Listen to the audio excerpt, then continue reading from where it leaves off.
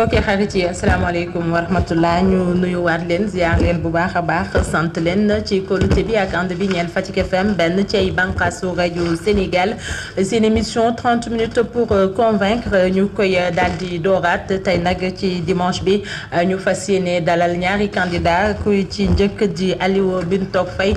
di candidat ca commune bu Ngayokhem bu ñu noppee ci moom daañu dalal Badara Ndiaye moom candidat la ca commune bu Thiaré nii nag ci suñu studio Aliou la ñu fi dalal comme ni ñu ko waxee sànq rek moom nag candidat la ca commune bu Ngayokhem bu ko defee dañuy boole suñuy nuyoo ak suñuy ziar yu ñu war a jox askanu Fatick yëpp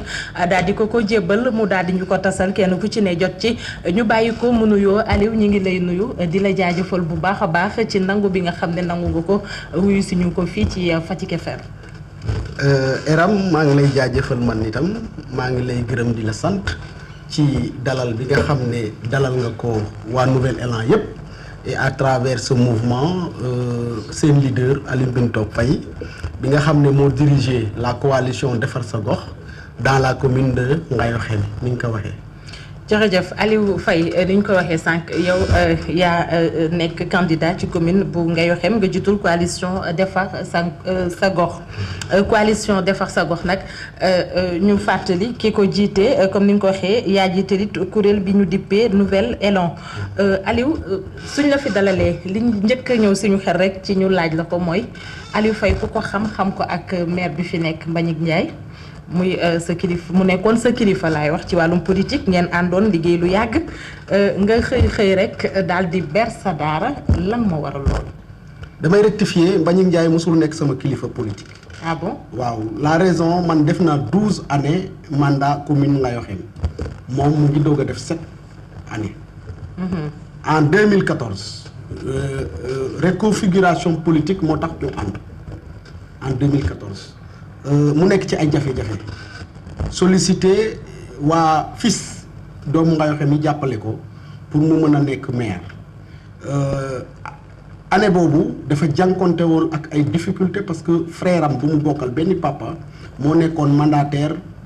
Benno Bokk Yaakaar ne du ko bàyyee tête de liste bi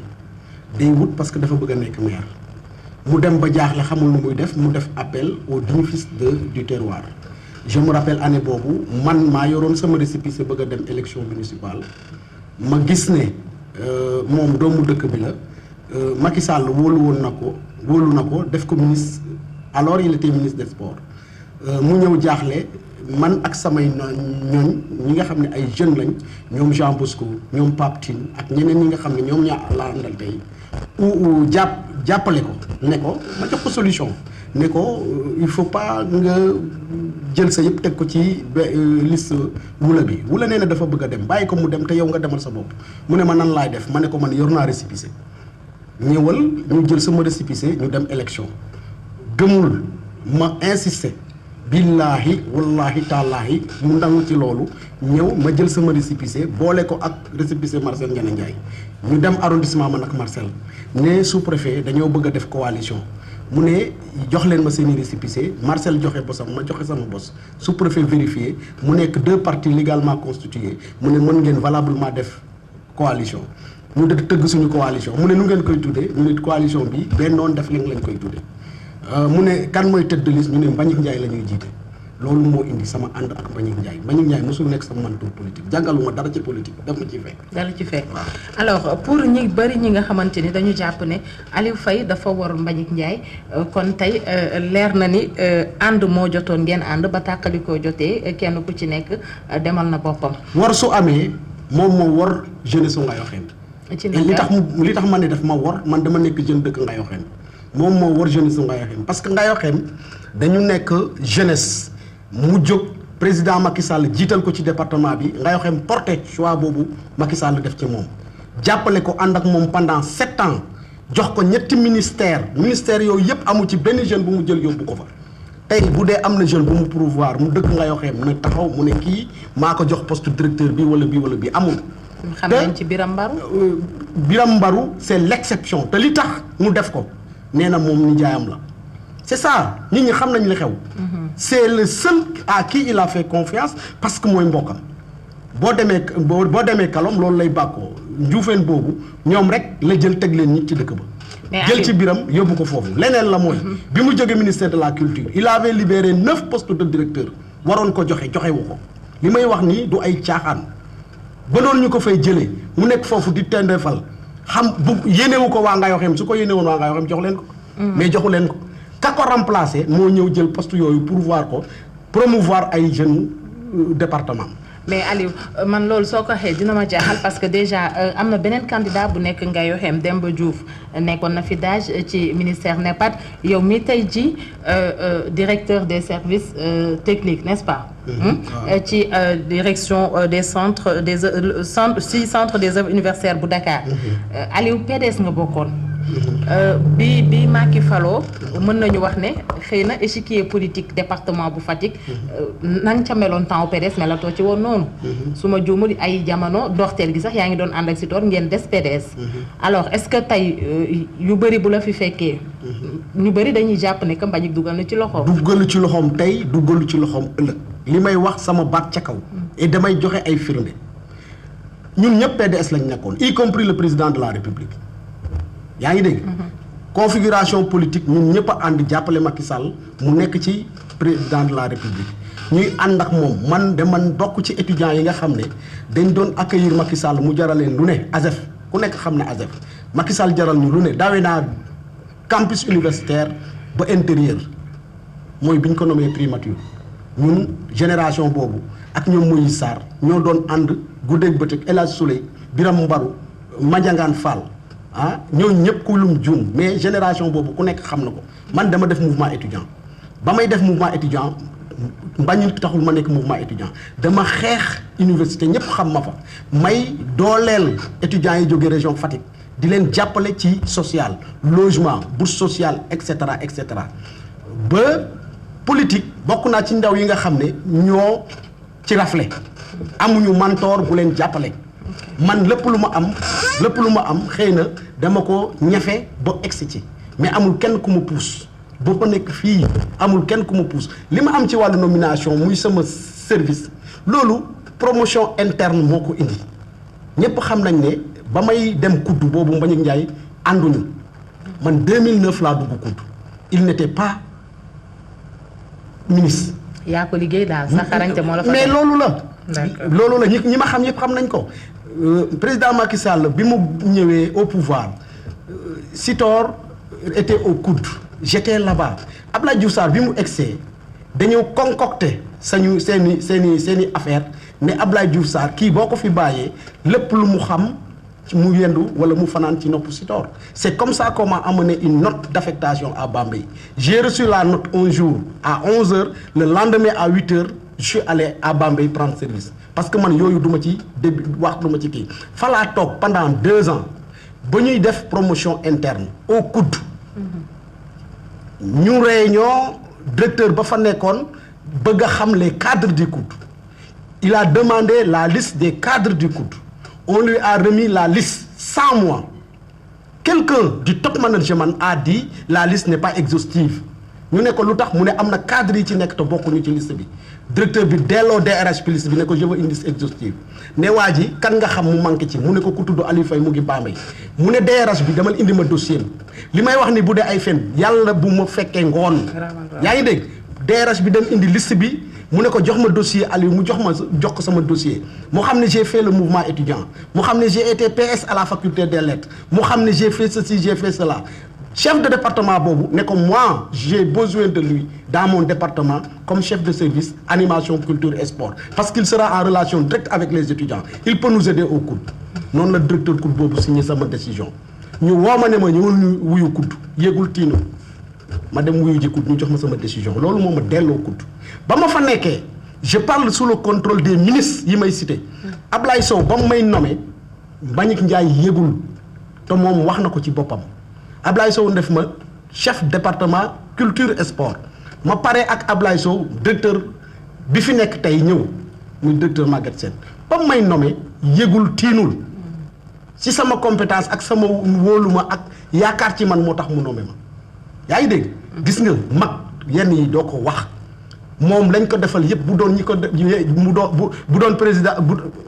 liñ ko defal yëpp ak fi mu jaar yépp bu doon ñi ñaa ngi taxaw di naan ñoo tax mu nekk lii ñoo tax mu nekk lii dina ko naqari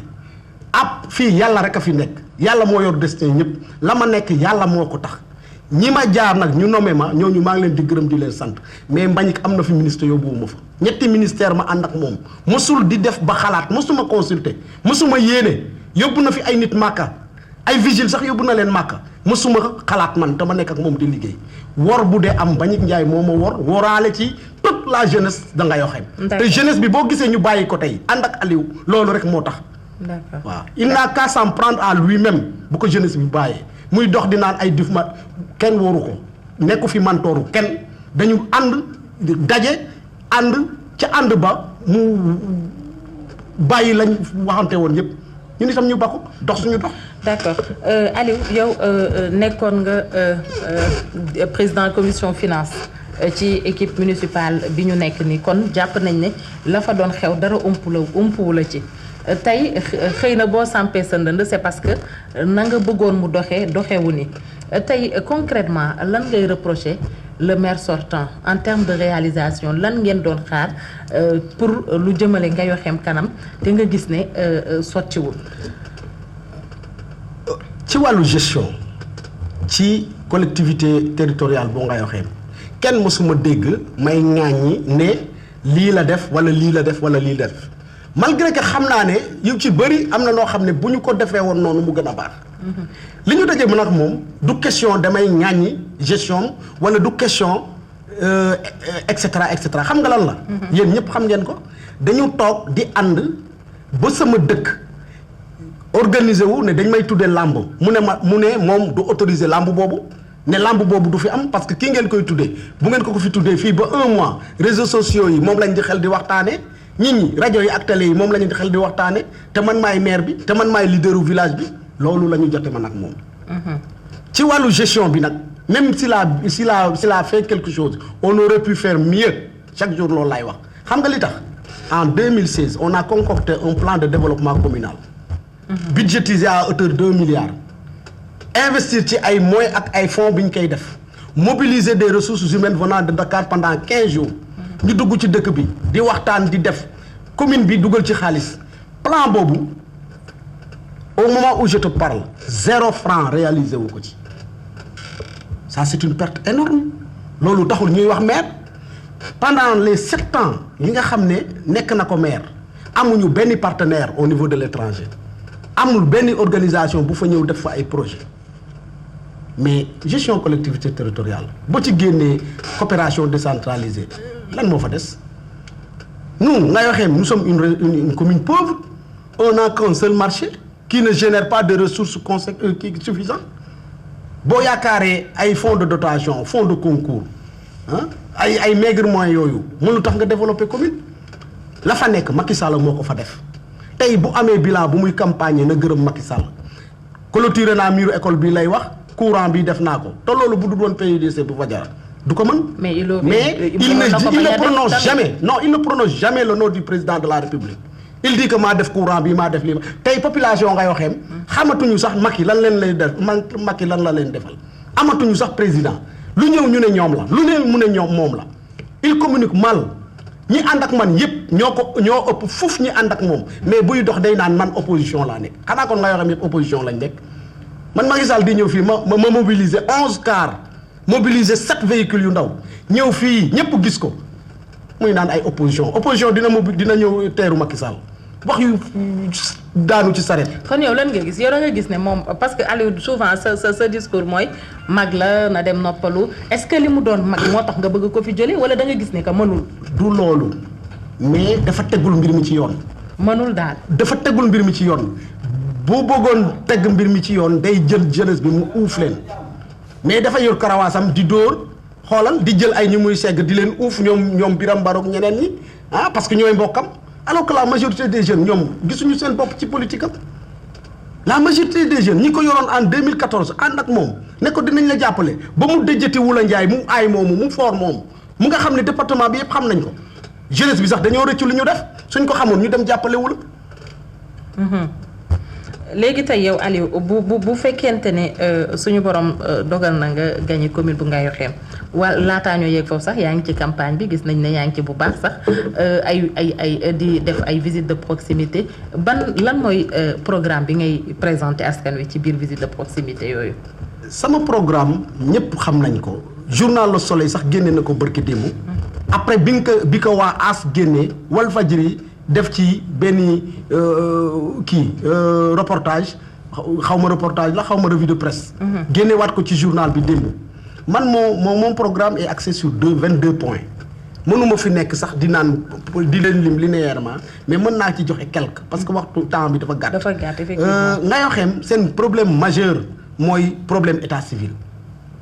ñëpp a koy jooytu parce que Ngayokhem dafa nekk 2 zones il y a la zone de Toucar et la zone de Ngayokhem fi nga xam ne foofu la chef lieu commune bi nekk Ngayokhem mais zone de Toucar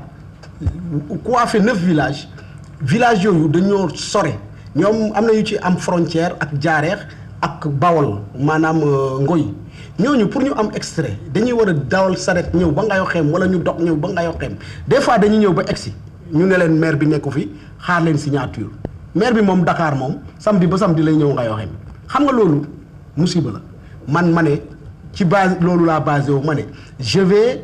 je vais ériger un centre d'état civil secondaire à Toucar loolu dama ko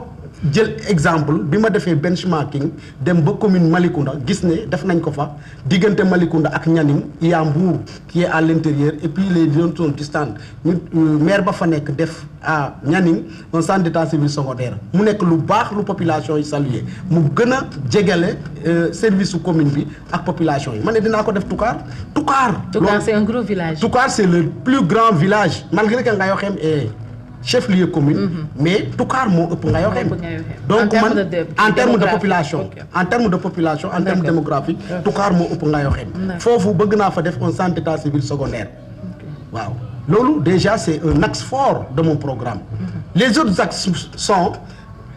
du point de vue de la santé il faut que dëkk yi ñi ci amul poste de santé sax am case de santé dafa am dëkk yoo xam ne dañoo sore jigéen day matu à minuit. jëkkëram jóg teg ko ci charrette bëgg ko dawalal ba Toucar wala mu dawalal ko ba Ngayokhem balaa muy ñëw yu bëri xaj na ci jigéen yi di souffrir di tumuranke. encore que yéen seen yoon yi am na yu yoon. encore que yéen sont impraticables man ma ne au minimum nañu def ay poste ay case de santé ci au moins les soins primaires là de premier niveau ñi di ko mën a defee foofu en attendant ñu leen di référer. beneen ba mooy pour l'éducation dans mon programme j'ai dit j'ai initié ce que l'on appelle le campus enseignant. enseignants yi ñuy affecté dans la commune de Ngayokhem ñu ci bëri Ñaaxar la ñuy jëw dëkk wala ñu dëkk ci Fatick di jël ay Jakarta wala ay clando di jàngale ji parce que dëkk yi ñu leen di affecté amul benn confort wala foo xam ne ñoom mën nañ fa dëkk nekk à l'aise loolu nag dafa indi enseignement bi au rabais étudiants yi xale yi xamatuñu dara parce que quantum horaire bi doyatul gars yi dañuy absenté lu bëri conditions yi doxul ma ne au moins ñun dinañ initier chaque village bu am école primaire ñu def fa benn appartement boo xam ne enseignants yi dinañ fa mën a loger jege études élèves yi di leen jàngal bu normal bu ko defee suñ doom yi mën a xereñ nekk au même niveau que les autres les enfants des grandes villes donc loolu aussi c'est un aspect de mon programme la coopération décentralisée dinaa initier l'intercommunalité dinaa waxtaan ak sama commune frontalière yi Patar bu d'accord mën na ci bokk Ñaaxar bu d'accord mën na ci bokk Jaareex noonu communes yooyu bu ma amee ñetti ñu d'accord rek mën nañ def ci ñu intercommunalité ndax ñu mën a développer coopération décentralisée mën di dem bitim réew di wut ay partenaires ñu ñuy jàppale parce que fi mu ne nii loolu rek moo fi sës dinaa waxtaan ak état aussi man bu ma jëlee mairie bi président Macky Sall dinañu accompagner parce que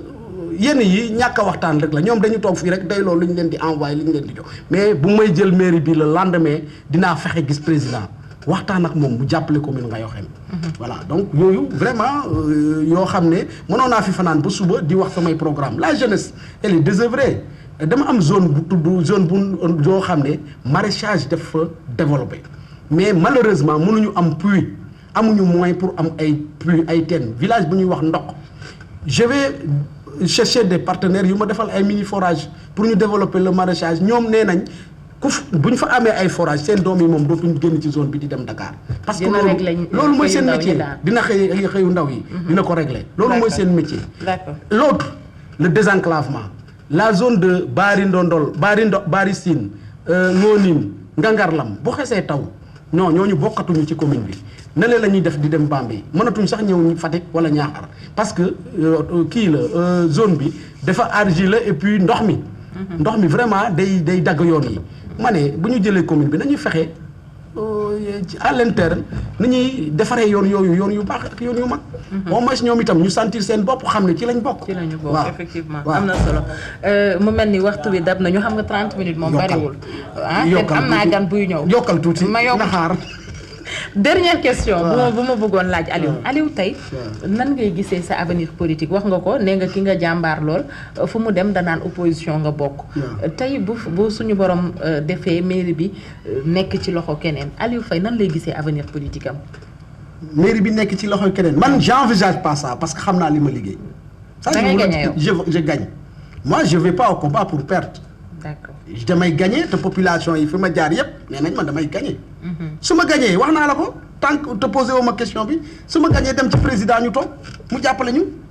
loolu rek mooy suñu amuñu alternative. Ngayo Hem dina métti de Aliou parce que du mbañ kese nga fa jàkkaar lool am na keneen Demba Diouf. waa xam nga. gis naa keroog mu def meeting bu am doole yow it nga romb di gësam ak sa caravane bu am doole yow it. gis nga. bu ñu à part continuel nettali bi. continuel non man loolu rek laa gis. ñu bàyyi meeting bi tab si ma. loolu rek laa gis gars yi bàyyi meeting bi ñëw ci Ngayo Hem du yomb ñii di sumi t-shirt yi di sànni. Ngayo Hem du yomb de Aliou. en tout cas daal man je suis à l'aise. très sincèrement je suis très à l'aise. waaw man nag du ma candidat boo xam ne day ŋàññi moroomu candidat am ñoom ñëpp maa ngi leen di souhaiter jàmm. bugguma lenn lu ñaaw suñu diggante mais mbir mi dafa leer nga yoo xam benn candidat rek moo jóg di dem xale yi topp di naan Aliou Chezala comprendre nga loolu. Aliou Chezala mooy Aliou ci chaise bi ñëpp a bëgg ma nekk maire. ça c'est un secret de polichinelle actuellement. te loolu mbirum yàlla la. gis nga nguur buy ñëw yàlla moo koy jël jagleel ko kenn kooku rek mooy nekk ordre du jour yow wóor na la ne liñ ma mbamb ci 6 mois yii candidat yooyu ngay lim. am na foo koy wax ñu ne la kuy kooku. est-ce que du bayre bi rek est-ce que laaw bayre loolu mooy li yàlla def ci man waaw. gars yi nee nañ bari ko ci mbarkal. da ngay puus rek mu dem. boo puusul itam day dem rek. kon baax na ñu waxtu bi dab nañu vraiment on aurait voulu ñu gën a yaatal léegi ñu bàyyi la rek balaa ngay dem parce que am na ñu lay déglu xëy na bëgg la votel te sa bulletin xamuñu nu mu mel. nga fàttali leen bulletin bi nu mu mel. voilà maa ngi wax ak askanu Ngayo Hem yépp parce que élection locale moom Ngayo Hem rek ñoo may votel xanaa ñi dëkk Ngayo Hem te nekk ci yeneen dëkk yi comme Dakar ak feneen maa ngi woo ñooñu nag diaspora Ngayo Hem bi fu nit waay mën a nekk jógal foofu le samedi nga ñëw Ngayo Hem pour voter Nouvel Élan Nouvel Élan mooy groupe bi nga xam ne dañu jóg pour liggéey Ngayo Hem Ngayo Hem rek tax nag parce que ñëpp ni ñu koy waxee bu doon teraanga bopp rek nii ñu toog jàpp ci li ñu am mais Ngayo Hem moo tax ñu jóg pour développer pour mu génn ci sous-développement bi pour que ñi ko jël en otage nekkoon fi depuis Senghor nekk fi depuis Ablaye Wade nekk fi depuis ak Macky Sall bëgg a jël li jeunes yi war a liggéey ñu liggéey ko seen place ñooñu mën fay jóge li may wax chaque jour lu mu leen jaral pour ñu toog ñun Nouvel Élan jaral nañu lu ko raw pour ñu jógal jële leen fi bulletin bi nii la mel xàmmeekaay bi moom ñëpp xam nañ ko biddiw la dafa am couleur aussi bu violet wala mauve ci kaw couleur boobu boo ko waxee ci séeréer couleur bu xaw a mel ni batañ sa bu ñu toggagul batañ sa bu ñorul moo nekk ci kaw biddiw bi en jaune moo nekk ci digg bi ku bëgg a voter Nouvel Élan rek bëgg Nouvel Élan dem ci siège ba ni ngeen koy waxee voter leen ko bulletin bi exceptionnellement ñu may la nga wax ko ci séeréer voilà nun voilà o fog séeréer maxey no radio lene Fatick FM c'est RTS Fatick FM RTS layogu meen fa eram journaliste ndiki kam xeɗa nuun oxu bug xama woote an bug na woote an a Aliou Faye a bulletin le ando naye ka jeg o xoorole o xoorole watna a Ngayo Hem fop a leya ye o xooro wata o xooro laga nu njil ka nu ɓekin no enveloppe le ndet ɓekin no urne ne roga yaar i gagné jubilé waaw ndet xot ka a maire fa maak fe sargalino yo codna piliane o satala fo sidiada te jul a ñaanana in joko njal merci beaucoup Aliou Faye moom la ñu doon dalal moom mooy candidat defar sa gox ci commune bu Ngayo Hem moom moomee nag moo jiitul li nga xamante ni kuréel gi ñu dippee Nouvel Élan moom nag nee na fauteuil bu Ngayo Hem la bëgg ñu koy jaajëfal bu baax a baax ci nangu bi nga xam te nangu na ko ñëw ànd ak ñun kem fanweeri ay simili ak nuyu it te sant ñi mu àndal ñëpp ñu nuyu waa waale les Linguères du Nouvel Élan Marie Sarr moo leen fi teewal Marie jottali ñu suñu nuyoo ñoom madame Faye Khady ak ñëpp ñi nga xamante ne ñu ngi ci liggéey bi jaa ngeen jëf ci kanam tuuti ñu dalal beneen candidat ci kàttanu borom bi.